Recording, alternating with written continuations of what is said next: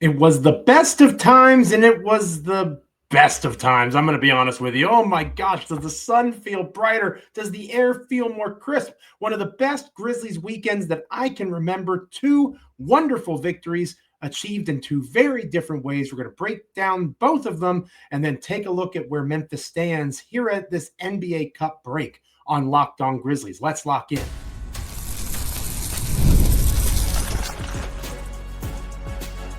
You are Locked On Grizzlies, your daily Memphis Grizzlies podcast, part of the Locked On Podcast Network, your team every day. It is a Monday edition of Locked On Grizzlies, and I am so glad to have you with me. It is I, Joe Mullinax, a contributor for Grizzly. Been covering the Grizzlies here, there, and everywhere for over a decade. You probably know me best at this point as one of your hosts of Locked On Grizzlies, and I'm so glad that you're with me wherever you are. No to Michael Cole. He gets the day off after a hard work back-to-back, but DeMichael will be with you the rest of this week, as will I, except for a day here or there. But each and every time an episode drops, you will get myself, DeMichael, or both of us together here on YouTube, Apple, Spotify, Amazon, wherever you get podcasts, as proud members of the Locked On Podcast Network here at Locked On Grizzlies. Today's episode is brought to you by FanDuel. You can start the season with a big return on FanDuel. New customers can place a $5 bet, and you'll get started with $150 in bonus bets if you win your first $5 bet. Visit FanDuel.com to get started. Again, we're free and available wherever you get podcasts. Plus, you can check out our free daily newsletter. You can see there in the bottom right corner. Go to LockedOnDaily.com. That is LockedOnDaily.com. Subscribe to our newsletter for Locked On Grizzlies. It's grown by leaps and bounds. Very proud of the work that we're doing with the newsletter. Words from me each and every day for free in your inbox. Again, LockedOnDaily.com. Subscribe to the free Locked On Grizzlies daily newsletter. Spoiler alert, the topic of today's newsletter is what a time to be alive it is for a Memphis Grizzlies fan. One of the more fun, optimistic, and that's the word that I keep coming back to, optimistic runs of success that the Grizzlies put together this past weekend. Again, as I said in the cold open, two wins achieved in two very different ways. We're going to talk about all of it here on this program. And we could talk about the Wizards game first, because that's the most recent one, right? That's the one that happened on Sunday night. But I want to go back to Saturday night, and I want to go back to Boston. I want to go to Marcus Smart's glorious return to on-court play against the Boston Celtics for the first time. That was a dud, right? 1 for 11 from the field. Not the best night for Marcus. And this isn't knocking Marcus. I'm sure it was a very difficult, very emotional game. Marcus played well the next night against the Wizards, which we'll talk more about. But it wasn't his best showing in Boston. I'm sure he wishes he could have played better. But that's okay. Because again, two very different ways of winning. Against the Boston Celtics, the Memphis Grizzlies went all in. And that was really cool to see, because one of our biggest complaints all year, at least one of my biggest complaints, has been the spreading out of minutes, especially for these guys that are young players. Like Jaren Jackson Jr. is 25, 26 years old? And this is a guy that had been under 30 minutes, right? That was one of the big stats. Jaren Jackson Jr., John Morant, Steph Curry. Those are the three guys that average over 20 points a game and play less than 30 minutes a game on average. Well, one of these things is not like the other. Ja and Jaren are in their mid-20s. Steph Curry is in his mid-30s, a decade older. We have to have an honest conversation about how these guys are good to go. Let them go. And that's exactly what Taylor Jenkins did against the Boston Celtics. And he deserves credit for that. He deserves credit for how he has pushed them in terms of pace, how he has extended their legs, allowed for them to find their footing in this new offensive scheme. And then when the team wants to go for it, he makes the commitment to freaking going for it. And Jaren Jackson Jr. and Ja Morant throughout the contest, especially later in the game for Ja. And Desmond Bane to close it. Still not the best performance from Des, but he looked more like himself at the end of the contest. Those three guys were your stars, and they played like stars. They played lights out when the team needed them most. Jaren Jackson Jr. with 7 stocks, 4 blocks, 3 steals. He's an underrated defensive player of the year candidate. I do think he's going to make all defensive team. And again, we'll have DeMichael on later on this week, and we can talk about some contract ramifications of that. Jaren was very wise to not sign an extension this past summer with Memphis. I do think he still will stick with the Memphis Grizzlies, but that pay raise is going to be even higher if he makes some of those offseason or postseason accolades, where it looks more and more likely that he will. But Jaren dominated the Boston Celtics. Ja Morant dominated the Boston Celtics. And it wasn't just highlight dunks, right? The double clutch dunk to avoid two of the best defenders in the NBA, perimeter defender and Derek White, and then rim protector and Kristaps Porzingis. Double clutching dunk, that was amazing. But Ja had a three-point shot in this contest that if he can ever consistently develop, it doesn't have to be 4 for 6. That's not realistic. 2 for 6 with a 3 for 6 splattered in every game or two to get that percentage around 35, 36% from the floor, from beyond the arc. That would make all the difference in the world in his game. So that is something to keep an eye on in terms of his productivity, is can he keep that energy? He certainly had it in Boston on Saturday night.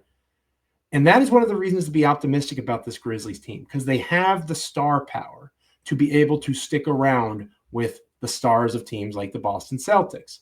Jason Tatum had one of his worst games of the season, 1 for 10 from beyond the arc, 6 of 21 from the field. Certainly didn't help matters. Drew Holiday shot terribly for Boston, 8 of 26. And with those two guys shooting a combined 14 for 47 from the field, the Celtics still only lost by 6. That's how good Boston is. It took an impressive performance from Brandon Clark, which we probably need to talk more about him this week during this random NBA Cup sparked 4-day stretch where Memphis doesn't have a game. We need to talk about just how impressive Brandon Clark has been just in these 2 games. And again, we'll talk more about the Wizards game coming up. But against the Celtics, 18 points on 11 shots, 8 rebounds, 4 assists, 2 steals, 1 block. He is bringing production that I didn't expect. I wrote about it over at Grizzly. He looks like he's rounding back in the form, the miracle of modern medicine, right? I was very concerned about that Achilles tear, and would Brandon be able to come back given how important that ability to leap and re-leap is to his game? I've been proven wrong, and I don't admit that very easily, as you probably know by now. But I've been proven wrong. Brandon Clark looks good. It was the stars that carried the day, though. It was the stars. And in the playoffs, you need stars. In the playoffs, you need those guys to eat big minutes. In the playoffs, you need those guys to rise to occasions. And that's exactly what all 3 of them did. Again, as I mentioned earlier, including Desmond Bane. Same Desmond Bane, who's been much maligned this season, making poor choices with the basketball, bad fouls. Obviously, coming back from the oblique injury, hasn't fully regained his shot. But he made big shots when Memphis needed them late in the contest. The Grizzlies were up by 11 or 12 at the end of the first half, 12, I believe. Boston came roaring back in the third quarter, and the Grizzlies were able to hold firm in the fourth and hold off the Celtics. The Celtics were 10-2 going into that contest at home, and the Grizzlies were their 3rd loss in Boston of the season. It was the first time that Memphis had beaten Boston in a decade. Guess what the Memphis Grizzlies are going to have to do if they want to ever win an NBA championship? They're going to have to win games on the road in the playoffs.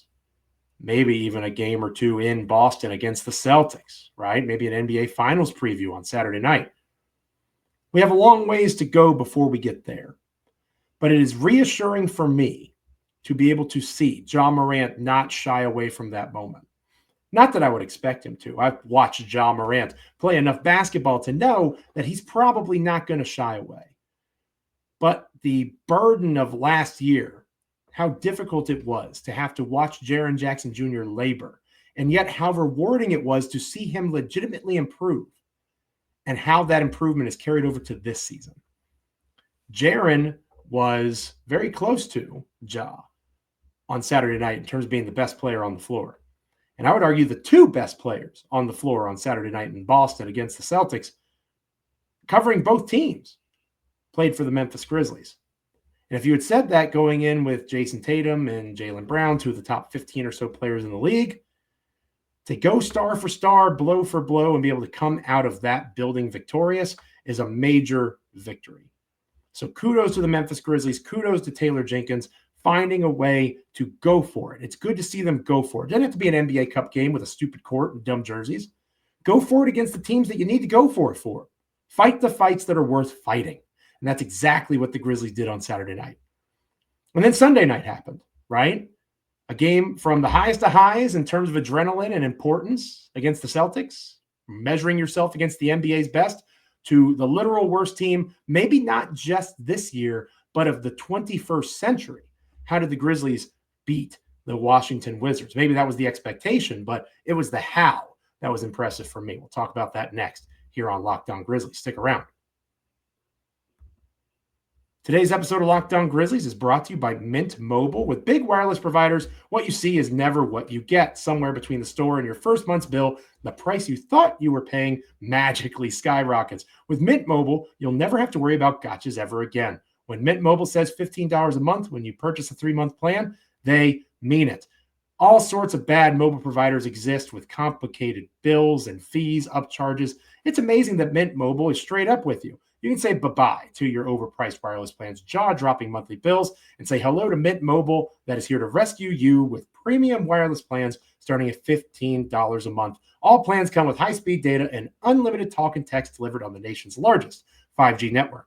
To get this new customer offer and your new 3-month premium wireless plan for just $15 a month, go to mintmobile.com/lockedonnba. That's mintmobile.com/lockedonnba. Cut your wireless bill to $15 a month at mintmobile.com/lockedonnba.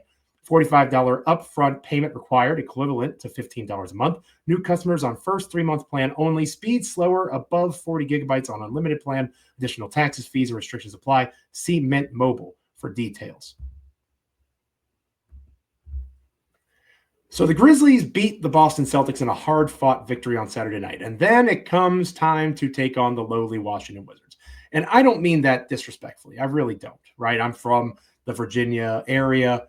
I grew up watching the Wizards. I remember watching Gilbert Arenas and Antoine Jameson and those guys, hoop it up, right?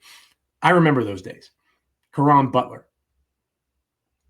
They have come a long way in the wrong direction since those times. After Sunday's loss to the Grizzlies, the Wizards are now 3-19, and it's not just the losses, it's how they're losing. Their point differential is a staggering minus 16.2. Minus 16.2. The next worst in the NBA this season is the Pelicans, who have been dealing with all sorts of injury issues, very similar to what the Grizzlies had to deal with last year. Minus 11.7 for New Orleans. So the Wizards are getting beat and they are getting blown out on a consistent basis. So you might be sitting there and thinking, Joe, why in the world are you going to make a big deal about this particular game? The Grizzlies should have beaten the Washington Wizards. Yeah, you're right. They should have. They did what they were supposed to do. And coming off of an important victory for the organization, first time you're beating Boston in a decade in Boston, doing that against an NBA championship caliber team, which we'll talk more about here later on in the show, to put yourself in that place. And then in less than 24 hours, because the Wizards game started an hour earlier than the Celtics game did on Saturday night, to turn around, get on a plane, enjoy yourself, but focus on the Wizards. And the main way that I know that they focused on the Wizards, okay? The night before, the Wizards were on the second night of a back-to-back too, but it was not a travel back-to-back for them. They played Saturday night at home again against the Denver Nuggets. And Nikola Jokic dropped 56 points against the Washington Wizards, and the Wizards beat Denver. There was a whole thing online. Find Matt Moore's Twitter at HP Basketball if you don't believe me. A nightmare scenario for the Nuggets, a team that has their own NBA championship aspirations, or at least they should, as long as Nikola Jokic is on their roster.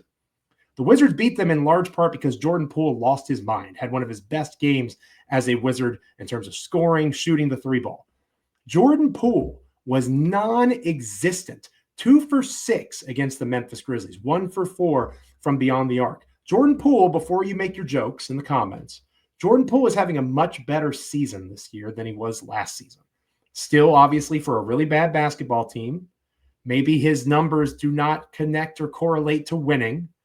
But in terms of performance, as bad as he was last season, he has played that well at times for the Wizards. The Grizzlies game planned for this dude. The Grizzlies knew that Poole went off against Denver, and they were committed to not letting it happen to them. He only got off 6 shots. 6 shots, Jordan Poole. That is a staggering departure from what he had done just one night before. Wasn't all sunshine and rainbows. Jonas Valanciunas, old friend Jonas Valanciunas, who, by the way, playing on a bad basketball team, Jonas Valanciunas should eat, right? 20 points, 14 rebounds. Is anybody really surprised that Jonas put up a 20 and 10 line in a losing effort? I'm not. I've watched Jonas Valanciunas play basketball before. Jonas doing that, good for him. The Wizards were a bad basketball team, but the Grizzlies were coming off of a big win, and they were also playing this game without Joe Morant, without Desmond Bane. Now, if this was a game against, I don't know, the Cleveland Cavaliers, who we'll talk more about here in a moment, if it was a game against Cleveland instead of a game against Washington, would Ja and Des have played?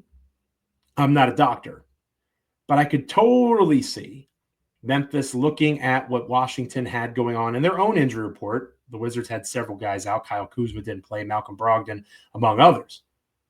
Alex Sarr, the big-time draft pick from this past draft, did not play in this contest. So maybe Memphis said, even without John Dez, we should win this one. Jaren Jackson Jr. played. And Jaren Jackson Jr., again, in the name of leadership, set the tone. He only played 17 minutes, but that's all Memphis needed him to play. He went out there. He was dominant. The Wizards did not have an answer for him, and he helped build a very impressive lead. The Grizzlies were up by 8 at the end of the first quarter. They were up by 17 at the end of the first half, and it kept going from there. They had a 12-point winning third quarter to put themselves in a position to go up by as many as 35 in the fourth. The game was over. They were supposed to win. Not trying to make it seem like this was a game they should have lost. We would all be just as concerned and frustrated as Denver Nuggets bloggers and podcasters and fans if they had lost, even after the Boston win. What makes this one awesome is the fact that it was professional. It was professional. Think back to 2-3 years from ago, if you would, if you've been with us that long. Think back to those Grizzlies teams that were number 2 in the West. They would have inexplicable losses.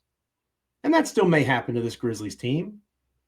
But this is a game that absolutely would have been one of those inexplicable losses a couple of years ago. And now, a blowout win. It was a professional win. It was a win without your best players. Again, Jaren only played 17 minutes. He didn't have to play more than that. Nobody played more than 29 minutes. Jalen Wells played 29 minutes.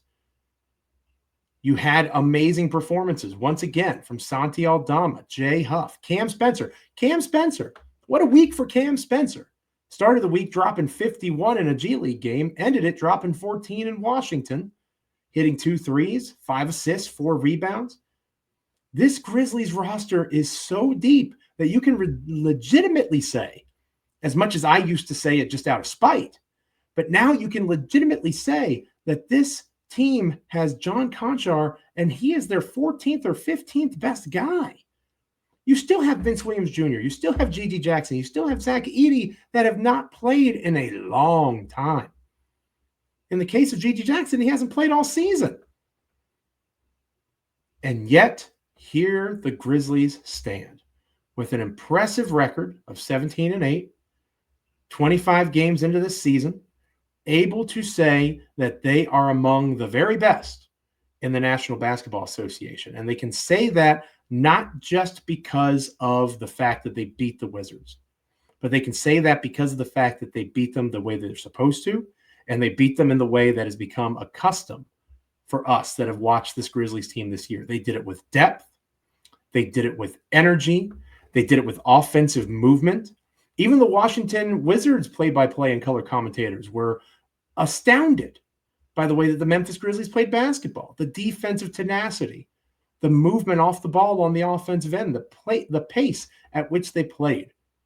They were smitten, as well they should be. The Grizzlies were in a similar spot, not just last year, but I remember the 2017-2018 Memphis Grizzlies, how bad they were. That was before the lottery rules were changed. The Grizzlies bottomed out. They were 22-60 that year just to get the number 4 pick to have a chance to take Jaren Jackson Jr. Jaren is here because of how bad that team was.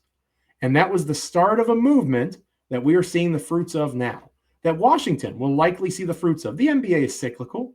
They're aiming for parity. The Wizards won't be down forever. And when they bounce back, hopefully they'll still be able to say that they look at the Memphis Grizzlies as an organization that built their franchise the right way, a sustainable winner. That is what the Memphis Grizzlies look like, at least at this point of the NBA season. And at this point of the NBA season, an inexplicable NBA Cup break. I can't stand the NBA Cup. We'll talk about where Memphis stands. They don't play again until Friday. We'll take a look at the lay of the land in the West and in the NBA overall and where the Grizzlies fit. We'll talk about that next here on Locked On Grizzlies.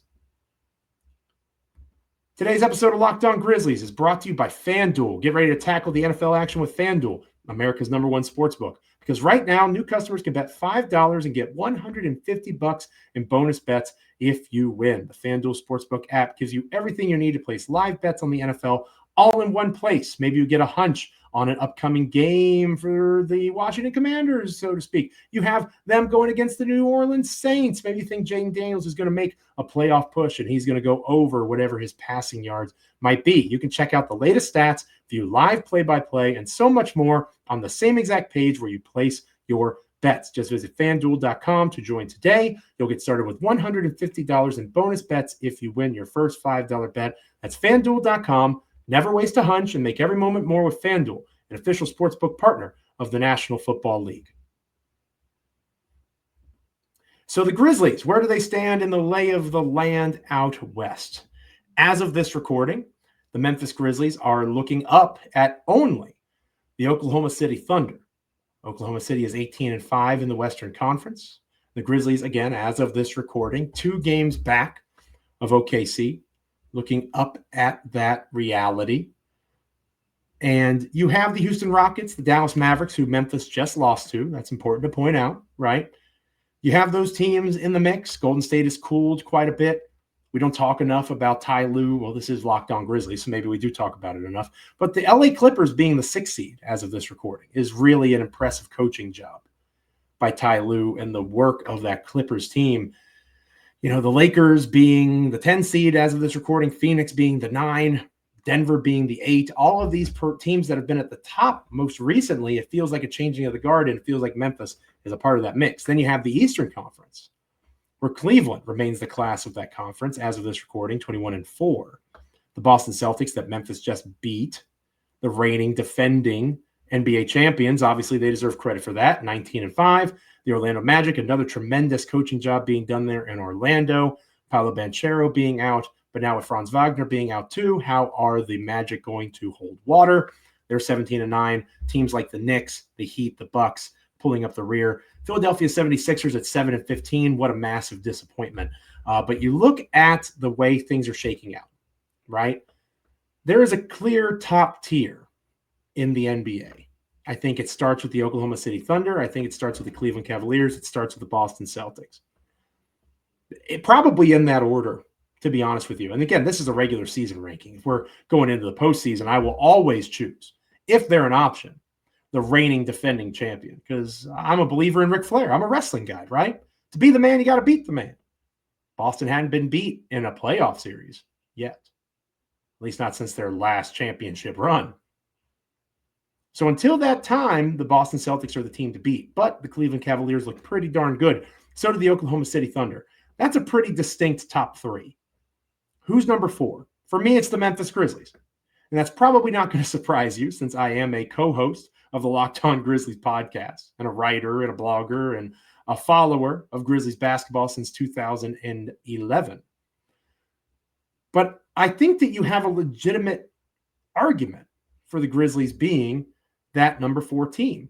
And it's simple math. Point differential per cleaning the glass. And again, this number needs to be updated because the Grizzlies just won a big one against the Washington Wizards. Oklahoma City at number 1, Boston at number 2, Cleveland at number 3. They all are in the double-digit point differential mark per cleaning the glass. Number 4 is the Memphis Grizzlies at plus 9.3. And that is a mark that the Memphis Grizzlies have earned, regardless of schedule and all of those things. They just beat Boston in Boston. That's a pretty tough win to get. So the Grizzlies look the part of a contender, and their numbers back that up. Memphis being a top 5 offense, a top 5 offense in terms of points scored per 100 possessions played. That's amazing to say out loud. but it's true. This is the best offense of the Taylor Jenkins era so far, 118.2 points per 100 possessions. Only Boston and Cleveland and New York and Dallas, not necessarily in that order, are in front of Memphis in that regard. And then defensively, you have a Grizzlies team that is looking at a pretty impressive plus 13.9 in terms of the last 2 weeks in particular. The last 2 weeks in particular, that Memphis offense has been remarkable, plus 13.9. Their defense has been very stout over the last 2 weeks played. The Grizzlies have a top 5 offense and defense over the last 2 weeks. So does Dallas, who Memphis just lost to. New York is turning things around slowly but surely, but they're number 5. I'd put the Grizzlies at number 4. You really do have an argument for a tiered system here, right? If you say that OKC and Boston and Cleveland are the class, and then it's Memphis, New York, Dallas, and Houston, after that, it's a pretty staggering drop-off, right? So the Grizzlies are plus 9.3. New York is plus 8.6. And again, I'm back in point differential here on cleaning the glass. Dallas is at plus 8.2. Houston is at plus 7.6. Orlando is at plus 4.6. So that's a 3-point drop. That's pretty remarkable. There's a bigger gap between Houston and Orlando than there is Cleveland at number 3 and Houston at number 7. So to me, that is the clear second tier. And Memphis, in my humble opinion, despite the recent loss to Dallas, is the best team of those 4 teams. That is where I would put the Grizzlies in this current power ranking before the NBA Cup. And I realize they're playing on Tuesday in the knockout stages.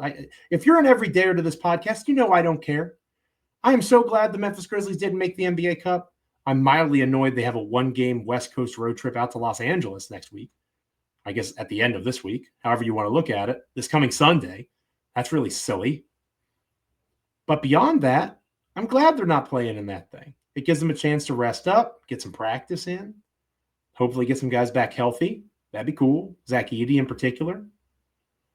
They are in a spot where they can look around and realistically say, we are one of the very best teams in the NBA once again. If you want to give OKC, who had, the playoff run last year and they're back at it now, you want to give Boston, the defending champ, Cleveland, who has looked, you watch Cleveland play, they look pretty darn impressive. Give them the benefit of the doubt. They are the 3 teams in double-digit plus point differential. The next tier is Memphis, New York, Dallas, and Houston. I'm taking Memphis at 4. Memphis is my number 4 team in the National Basketball Association going into this NBA Cup break. And boy, does that beat the alternative, right? You and I, we've been through a lot together. We've talked about a lot of bad basketball. Remember Timmy Allen? Remember having to break down Timmy Allen? No disrespect to Timmy Allen. He's just trying to make his NBA dreams come true. I'm happy that Timmy Allen had that opportunity here in Memphis to show what he could do. It was not conducive to winning basketball games, right? This is professional basketball. This is the NBA. You are trying to win. You play to win the game. And the Memphis Grizzlies look primed and ready to be able to push for a Western Conference Finals appearance. And once you get to that point, roll out the ball and let's see what's up. Let's see how good OKC really is. Let's see how good Luka and Kyrie really are. Maybe they beat Memphis in that spot. The Grizzlies have never been to the Western Conference Finals in the Ja Morant era. It would be the first time for these guys. That inexperience, maybe that hurts them. It's possible. I want to see it. And I think that we are currently on a trajectory where as long as that dreaded injury bug doesn't come around biting again, I've got them at number 4 in the NBA. Where do you have the Memphis Grizzlies as of this moment? I've got Boston, OKC, Cleveland. Not necessarily in that order. That's the tier above. I've got Memphis at number 4 at the top of the next tier. That includes New York, Dallas, Houston, and the Grizzlies. Thanks for being with me on this episode of Locked On Grizzlies. Again, hit us up in the comments, follow me, and talk to me on X at Joe Mullinax. Happy to chat with you about Grizzlies basketball and all sorts of other fun content as well. The next time we're together, DeMichael and I will be back. The dynamic duo will once again ride. We will get DeMichael's take on how the weekend went, looking ahead to how the NBA Cup will play out. I guess we can briefly preview that. Hopefully not talk too much about it because I hate it so much. Lots of fun things to discuss. Make sure you're liking, commenting, rating, reviewing, subscribing. Apple, Spotify, Amazon, YouTube, wherever you get podcasts. Make sure you're checking out our free daily newsletter, lockedondaily.com.